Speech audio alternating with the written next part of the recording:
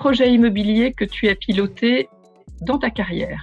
Alors, le plus beau projet immobilier que j'ai eu la chance de développer et de créer, il s'agit d'une opération de transformation et de reconstruction de la ville sur la ville. Donc c'est un projet qui est situé sur la commune de Rueil-Malmaison, où j'ai installé le siège de Novartis, plus exactement réinstaller ou recréer un nouveau siège pour Novartis sur une idée simple, une emprise foncière sur laquelle était édifié un immeuble de bureau obsolète de 10 000 m² que nous avons acquis. Nous avons acquis la parcelle d'à côté et d'un projet de 10 000, finalement, on a fait plus de 60 000 m² de bureaux pour le compte de Novartis et ensuite à peu près 15 000 m² de logements et résidences gérés.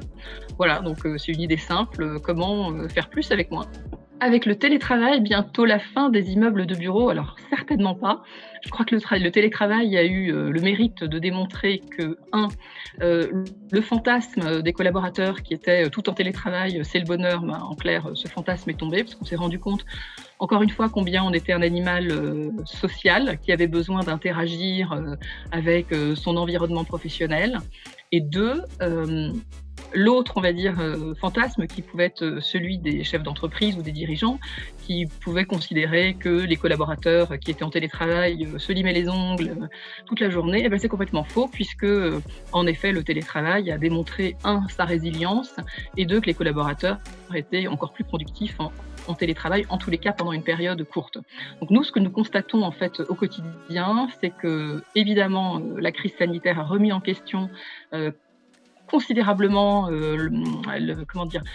l'environnement de travail et la façon dont on se projetait dans le futur, mais plus que jamais, l'immeuble de bureau fait complètement sens parce que quand on vient au bureau, on veut y trouver toutes les aménités, tout le confort et une expérience utilisateur qu'on ne trouve pas évidemment quand on est chez soi. Donc bien au contraire, l'immeuble du bureau n'est pas mort, il se réinvente grâce au télétravail. Qu'est-ce qui m'a fait tomber dans l'immobilier ? Alors, deux choses. Il se trouve que j'avais un père maître d'œuvre, donc quand on travaille dans notre univers professionnel, le maître d'œuvre, c'est celui qui conçoit, c'est celui qui met au point, c'est soit un architecte, soit un ingénieur, et donc il travaille pour des clients maîtres d'ouvrage, c'est-à-dire les promoteurs, les investisseurs.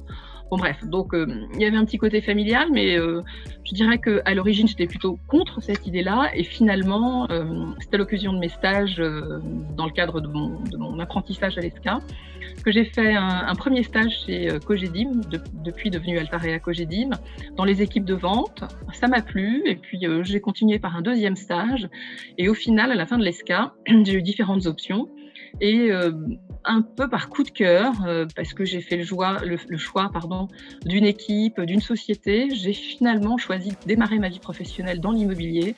Et là, ça a été vraiment un coup de foudre. Je m'amuse tous les jours dans ce que je fais. L'immobilier, c'est un monde agile, qui se remet en question régulièrement. C'est un monde qui est tellement connecté aux usages, à la réalité du quotidien. C'est un métier concret qui est évidemment sophistiqué avec tout l'écosystème financier qui tourne autour de nos métiers.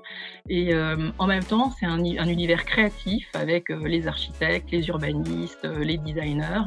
Immeuble haussmannien ou tour à la Défense, je dirais les deux.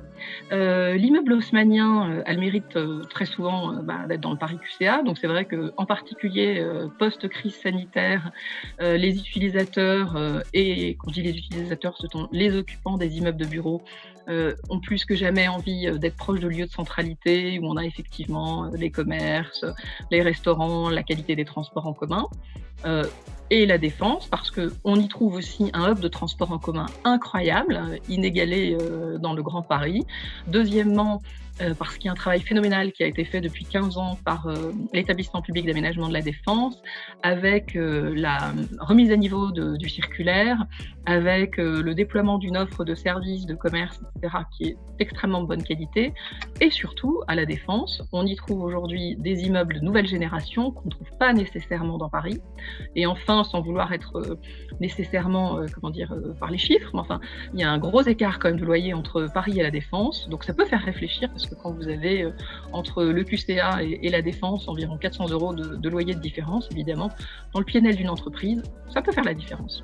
Nommé pour le Grand Prix, quel message aux futurs diplômés ? Mais je dirais, Choisissez un métier qui vous passionne, n'hésitez pas à prendre des risques, le train, passe, au moins une fois, donc sautez dans le train, quand vous avez une opportunité. Sachez la saisir, soyez exigeant avec vous-même, hem voilà, croquez la vie professionnelle à belles dents, elle offre de belles opportunités. Mon cours préféré à l'ESCA, alors j'ai un souvenir ému, du cours de stats, que j'avais trouvé absolument incroyable avec un prof de stats qui était, je me souviens plus son nom, mais qui était un Indien, qui était très, très grand et j'avoue que j'étais impressionnée par, sa fluidité, son agilité, sa rapidité.